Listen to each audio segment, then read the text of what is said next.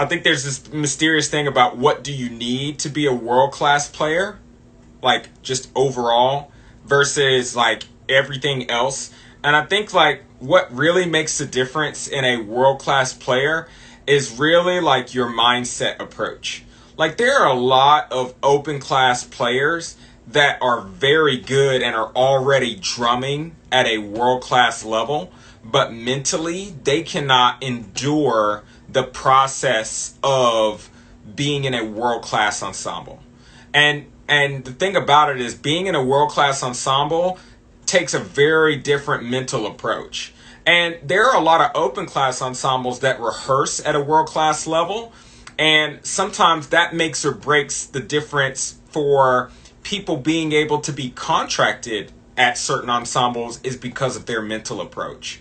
And when we talk about like, okay, well, I know I practice a lot and I focus when I'm at rehearsal, but being focused and then having a mental duration of being able to stay engaged throughout an 11-hour day, you know, there's some significant differences there, because you've got to be able to stay checked in at all times. And I think that's the biggest difference in being inside of a world-class ensemble, is the amount of times that you check out has to significantly reduce. It's not to say that there are some world-class players that don't check out, but the amount of time that they're checked out is very, very, very, very, very, very, very, very, very, very little.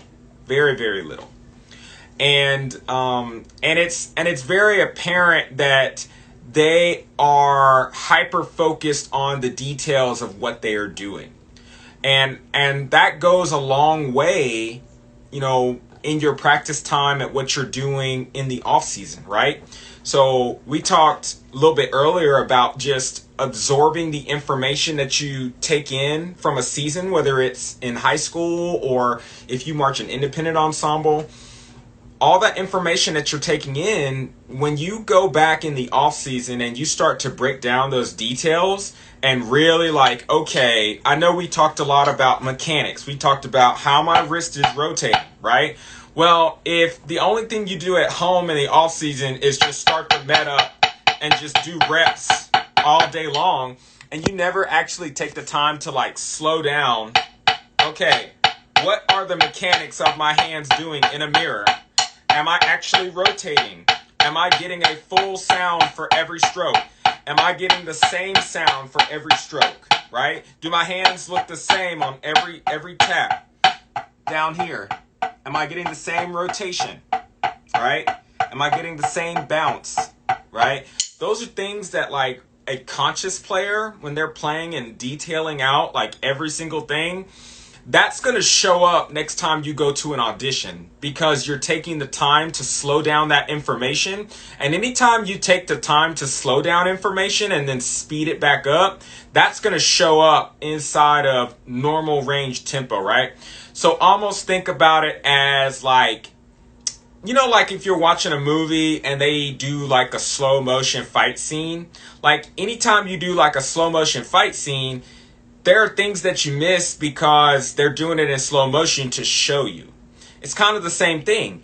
If you're taking the time to break down those concepts in that slow motion, it's going to show back up inside of the fast motion as long as you've built it back up to that speed.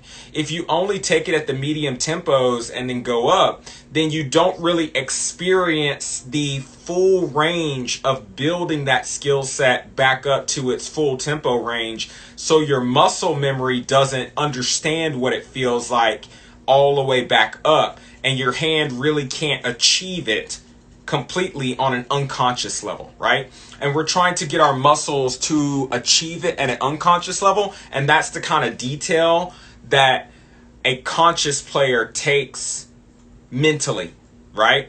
And that a lot of times separates a world-class player from an open-class player, because once you've gone to that level of detail, you really understand things differently than most players. And that's the maturity level that world-class players bring to the game a lot of times. So That was kind of a long-winded explanation, but it's the level of detail that you're bringing to what you do.